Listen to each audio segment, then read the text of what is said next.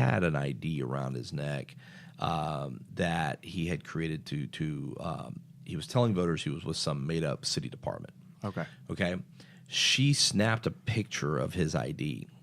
He took off, but he took off with her ballot and carrier envelope. She then followed up. This is so rare. The voter followed up, and he forged and cast her ballot. And so he actually illegally voted. Yeah. Okay. So that one was a felony, and that's what busted him. Wow. If he'd have just not done that one, he'd have had 765 misdemeanor cases. Yeah. And like it'd have been deferred adjudication and $200 fine. Okay. Like, so it's a big deal. But with SB 5 now, there's been some headlines this year about how voter fraud cases are up 80% in Texas. And the reason for that is for the first time, it's an actual crime. Yeah. Like it's not been a crime until this last year. So we're very thankful for that. Now we can finally start showing people that this stuff actually happens.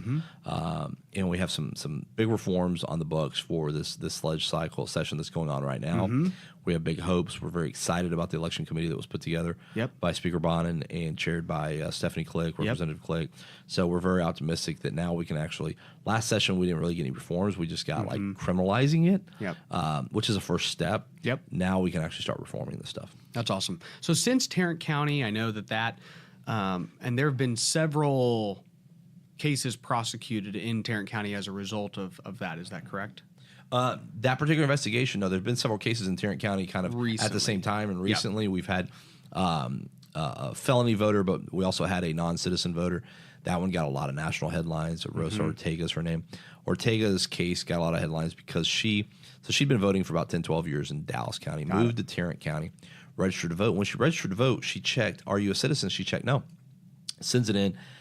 Her application was rejected. She turned around and called Tarrant County and argued with them and said, you got to register me to vote. I've been voting for 10 years in Dallas County. Okay. The lady at Tarrant County is like, I can't. You said you're not a citizen. So she waits a couple weeks, sends in a new application, checks yes. And the clerk testified in court that had she not argued with her on the phone, she would have never remembered or would have processed it, right? It would have gone right through, which just tells everybody there is no check for citizenship other than the box. So because of that argument, she got busted and a jury convicted her and sentenced her to 8 years in jail. Wow. Yeah. So now in Tarrant County's case, there's a couple things that are interesting, but we just had 4 people arrested. Macias Sanchez, who I mentioned, her daughter and 2 other operatives were arrested in November. And the interesting thing about Leticia in specific is they were actually able to lift the DNA off the envelopes, and they got a warrant and went and got DNA, Leticia Sanchez's DNA. So this will be the first voter fraud case involving DNA. So it's kind of interesting. Yeah. Normally that's something that's used in, like rape cases or murder cases or whatever, right? So here we have DNA. I mean, go look in those envelopes. That's what's going to happen. So